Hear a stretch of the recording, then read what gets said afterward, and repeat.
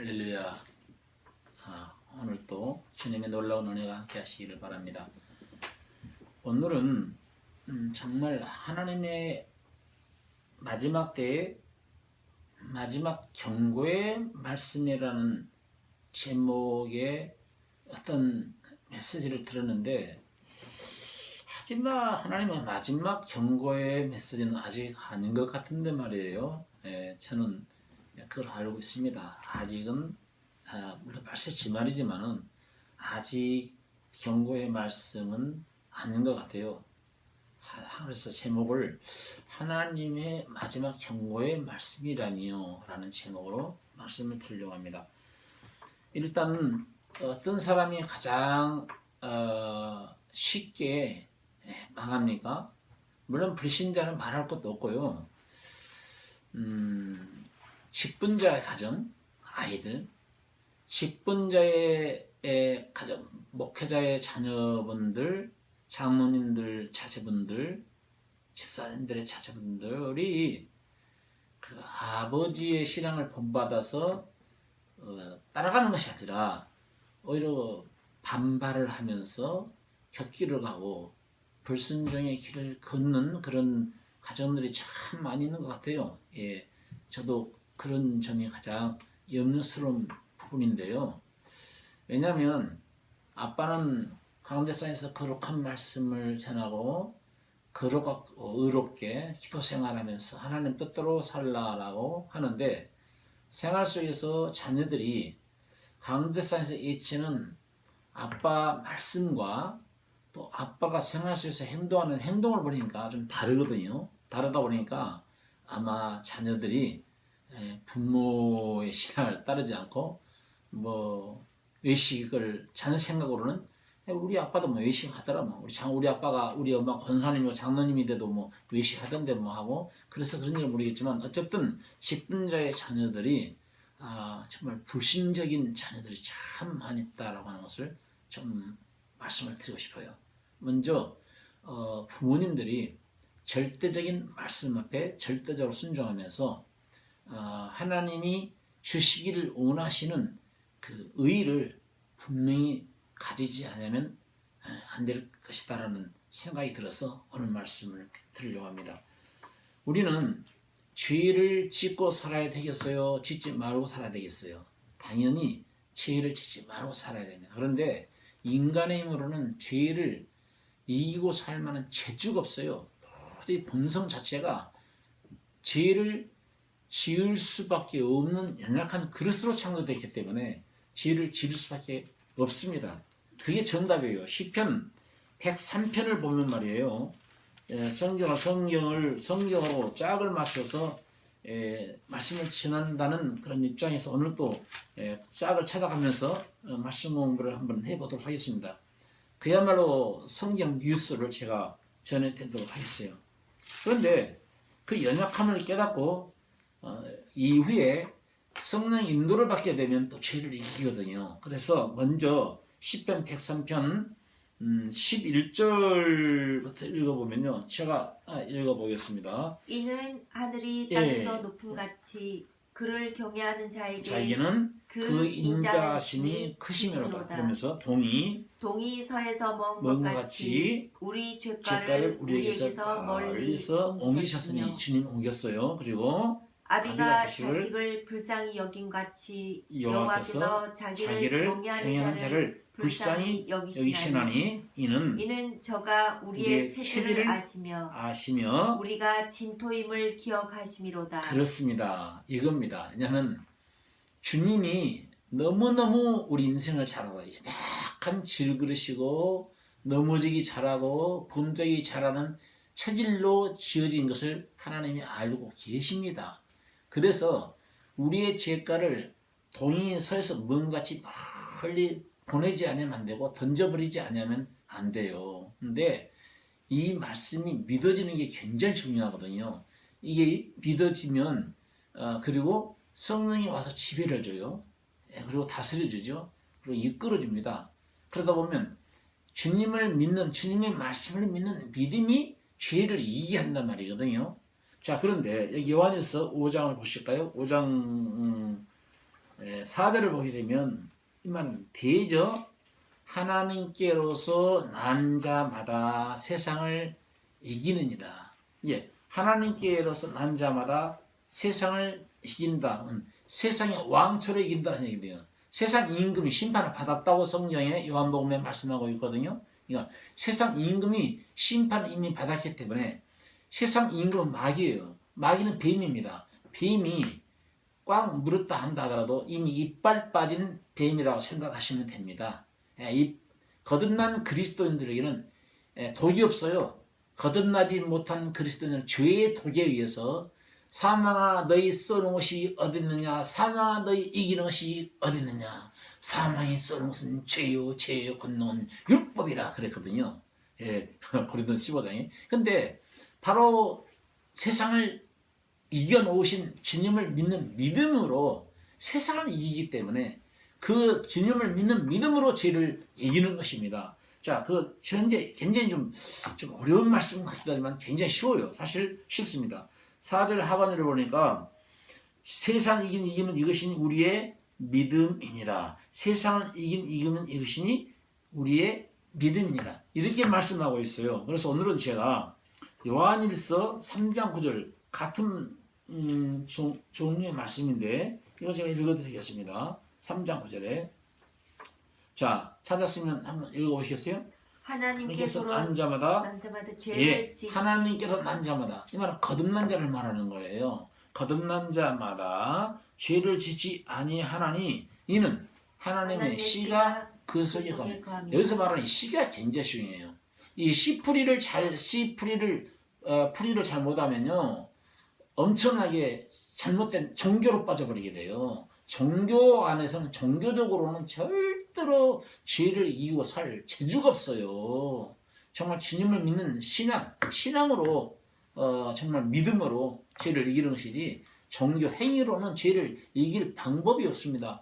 이 씨가 굉장히 중요하기 때문에 이 씨가 우리를 거듭나게 하는 씨가 있고 우리를 완전히 죄에서 죄를 제거해주고 우리를 완전히 죄의 사람이 죽어버리고 의의 사람으로 새롭게 거듭나게 하는 씨가 있고 거듭난 사람이 양육을 받는 데 있어서 씨가 있어요.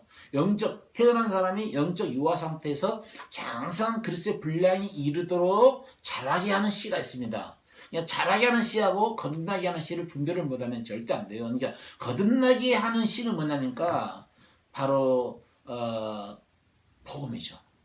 복음입니다. 그리고 자라게 하게 하는 것도 물론 복음은 복음이지만은 먼저 죄 처리가 해결돼야 되죠. 죄 처리가 100% 해결되게 하게 하는 바로 씨가 있습니다.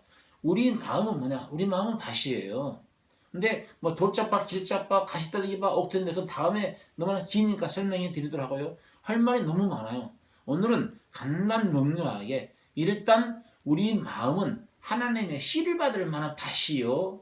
그리고 하나님의 집입니다. 고린도전서 3장을 한번 읽어보시겠어요? 3장 9절을 읽어보면은 너희는 하나님의 말씀을 받을 만한 밭도 되고 씨도 되고 9절입니다. 3장 9절. 자, 읽어보겠습니다. 우리는 하나님의 동역자들이요. 우리는 하나님의 동역자들이요. 그리고 너희는 하나님의 밭이요. 너희는 하나님의 밭이요. 그리고 하나님의 집이니라. 하나님의 집이라. 그러니까 하나님의 말씀을 받을 만한 밭이에요. 예, 우리가 하나님의 말씀을 받을 만한 밭입니다. 근데 그 밭에다가 이제 씨를 뿌리는 거죠. 사실은 씨를 뿌리는데 길짝밭이라든가 돌짝밭이라든가 가시떨기 밭에다 뿌리게 되면은 베이너 애플입니다. 헛수고예요. 안 돼요. 씨를 받을 때 정말 기뻐 뛰어요. 돌짝밭 같은 경우는.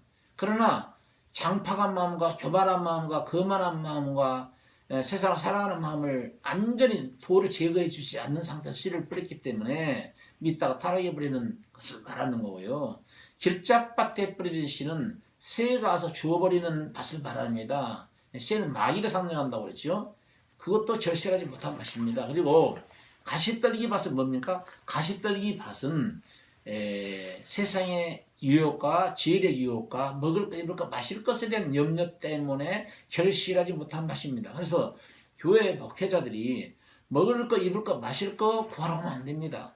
예수님이 구하지 말라서 구하지 말아야 되고 구하라서 구해야 되는데 구하지 말라는 것을 구해가지고 엉뚱한 데로 빠지게 하게 되면 절대 안 돼요. 그건 다음에 이야기해 드리겠습니다. 좀 다음에 할 말이 너무 많네요. 사실 이거 하다 보면 제가 전하고자 하는 메시지를 다 못하기 때문에 그냥 짚고 넘어갑니다. 그래서 일단 돌짝밭을 깨내고 가시떨기를 걷어내고 그리고 전기로 길짝밭을 갈아낸 다음에 옥토가 되게 한 다음에 우리는 싹꾼이 아니잖아요. 싹꾼은 아무데나 씨 뿌리고 씨 뿌렸으니까 싹 주십시오, 싹 주세요 하고 주인한테 싹 달라고 그러는데 우리는 싹꾼이 아니니까 복음의 종들은 이런 향파하고 교만하고 거만하고 오만불순한 이런 마음들을 하나님의 말씀으로 깨야 돼요. 깡그리 깨부셔가지고 옥토가 되게 한 다음에 거기에 복음의 씨를 딱 뿌려주게 되면 씨가 떨어지는 순간에 바로 거듭나게 되는 겁니다. 놀라운 역사가 일어나는 것이죠. 그게 야고보서 1장 18절입니다. 그래서 야고보 1장 18절에 여기서 죄를 이기게 하는 근본적인 씨는 야고보서 1장 18절입니다. 자, 우리가 누가복음 8장 11절 읽고 옵시다. 누가복음 8장 11절 읽어보고 야고보 1장 18절 넘어옵시다. 자, 누가복음 8장 11절에 보면은 씨는 하나님의 말씀이요라는 말이 나올 거예요. 아까 밭은 알았죠. 밭은 알았으니까 이제 씨는 하나님의 말씀이요라는 구절을 찾아보고 그리고 야고보서 1장 18절을 읽어보시죠. 자, 읽어보시다. 시작. 이 비유는 이러하니라. 씨는 하나님의 말씀이요. 씨는 하나님의 말씀이요. 그리고 야고보서 1장 18절 읽어봅시다. 그가 그 조물 중에 우리로 한 첫 열매가 되게 하시려고 자기의 뜻을 쫓아 진리의 말씀으로 우리를 낳으셨느니라. 진리의 말씀으로 낳으셨느니라. 그러니까 씨, 거듭나게 하게 하는 씨로 우리가 거듭난 겁니다. 그래서 우리 요즘 거듭나게 주시옵소서, 거듭나게 주시옵소서, 거듭나고 싶습니다. 기도하는 것은 잘못된 기도예요. 내가 거듭나고 싶다 해서 거듭나는 게 아니고 사실은 주님이 몽땅 거듭나게 해놓으셨습니다. 엄마가 나를 낳았을 때 내가 낳은 것이지 내가 낳고 싶다 해서 내가 낳는 게 아니잖아요. 마찬가지로 주님이 이미 거듭나놨어요. 그게 베드로전서 3장에 나오는데 한번 읽어보고 우리 좀 공부해 갑시다. 자, 베드로전서 11세 뒤에 있나요? 3장 3절 거기 보면은 나오죠? 읽어봅시다. 베드로전서 3장 얼마나 중요한 말씀입니까? 1장 3절. 시간이 촉박하다 보니까 1장 3절. 네, 1장인가? 1장 3절인가? 예, 찾아봅시다. 시작. 찬송하리로다 우리 주 예수. 예, 찬송하리로다. 예, 찬송하리로다. 고백하리로다가 아닙니다. 회개하리로다가 아니에요. 교회 나온 사람들은 불신에서 돌이켜서 우상이 돌이켜서 주님 믿으러 나왔기 때문에 이미 회개가 이루어진 거예요.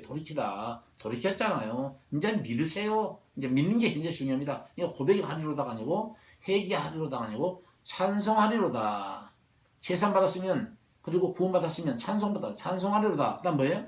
우리 주 예수 그리스도의 아버지 하나님이 그 많으신 긍휼대로 예수 그리스도의 죽은 자 가운데서 부활하심으로 말미암아 우리를 거듭나게 하사 여기까지입니다. 거듭나게 하사 죽으심과 부활하심으로 거듭나게 하사. 이게 굉장히 중요한 말씀이에요. 왜냐하면 요한복음 3장은 거듭남에 대한 물과성을 거듭나라는 말을 풀이할 때 이게 답입니다. 답인데 사실은 거듭나라는 말은 새치로 태어나라는 얘기거든요. 죄인으로 죽어버리고 의인으로 태어나라는 얘기인데 우리 인간의 방법으로는 죄인으로 죽고 의인으로 태어날 재주가 없어요. 그래서 대신하는 방법을 통해서 하나님 아들 독생자 예수 그리스도가 보라 세상 죄를 지고 하는 하나님의 어린 양이로다. 세상 죄덩이를 다 지시고 십자가에서 매장되심으로 우리가 그분과 연합됨으로 장사 지는 바 되었다고 말하고 저는 죄성, 악성, 도성이 이미 다 매장된 거예요. 그리고 그분이 부활함으로 말미암아 우리를 거듭나게 해 놓은 겁니다. 이 사실을 믿으면 거듭난 거예요. 할렐루야. 아멘. 거듭난 거예요. 그러면 그때부터 죄를 이깁니다. 자, 이제 요한일서를 해석에 들어가야 돼요. 이 문제가 이것은 제가 오늘 수학 가르치시러 합니다. 다음에 자세히 이야기할 거예요. 이 원리를 정확하게 설명해 드릴 겁니다. 지금은 좀 이해가 안 갈지도 몰라요. 그러나 우선 들어놓기만 하세요. 요한일서 3장 9절을 보면은 3장 9절에 뭐라 했습니까? 하나님께로서 난 자마다 죄를 짓지 아니하나니 이는 하나님의 씨가 그 속에 여기서는 씨가 나오죠. 하나님의 씨, 우리를 거듭나게 했다라는 씨, 베드로전서 1장 23절에 나옵니다. 씨로 거듭난 말이 나와요. 예, 이 씨가 그 속에 거하며 거듭나게 해준 이 씨, 이 확신, 이 씨 절대로 버리면 안 됩니다. 이게 구원의 투구예요.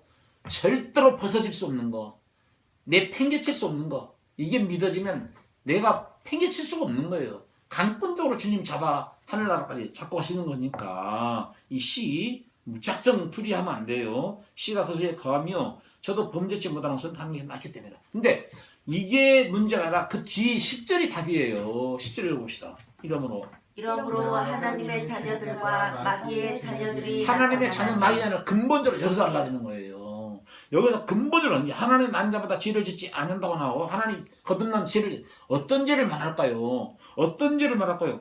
처음부터 마귀는 처음부터 거짓말하는 자이라고 했는데 자 제가 요한일서 1장 8절을 읽었습니까? 8절 한번 읽어봅시다. 8절 자 죄를 그 옆에 죄를 짓는 자마다 그 옆에 1, 3, 4, 8절 죄를 짓는 자마다 마귀에게 죄를 짓는 자마다 자, 죄를 짓는 자마다 마귀가 여기서 죄를 짓는다 의미를요 정말 율법적으로 풀면 안 됩니다. 죄를 거듭나면 죄를 안 짓는다는 의미가 그럼 여러분 자동차 운전하시죠.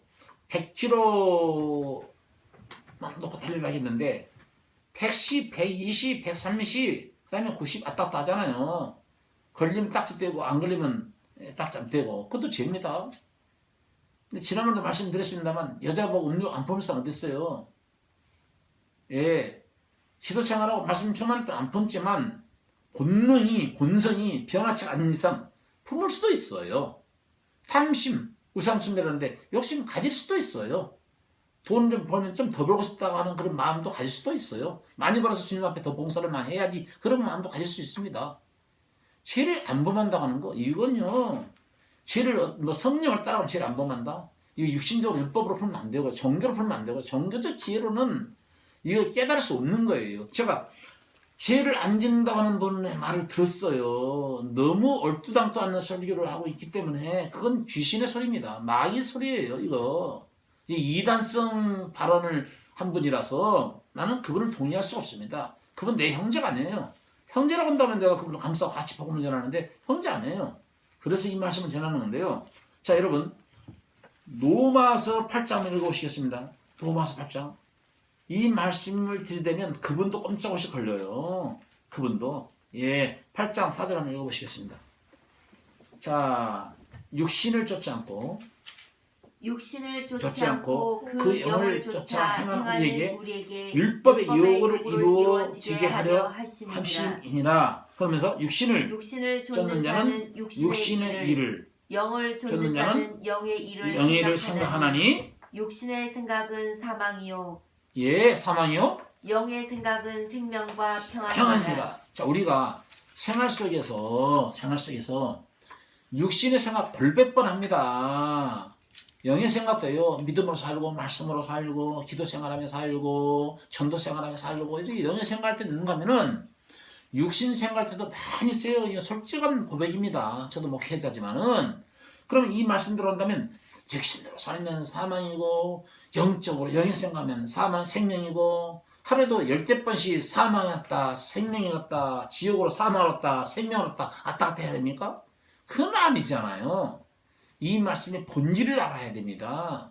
그래서 정교적으로는 이렇게 풀면 안 돼요. 그 말이 아닌데 그렇게 풀고 있으니까 답답하다는 얘기예요. 기독교에 참 진실된 복음의 종들이 많이 있는데 왜 예치지 않나 모르겠어요. 정말 예쳐줘야 됩니다.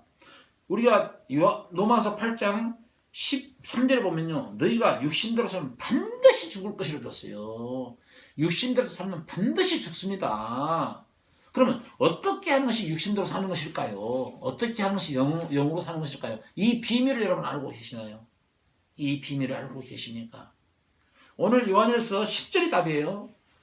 범죄하면은 결론적으로 하나님의 자녀가 아니고 마귀의 자녀예요. 하나님의 자녀와 마귀의 자녀를 근본적으로 가르고 있어요. 이제 요한일서의 배경을 모르면은 이거 종교적으로 볼 수밖에 없는 겁니다.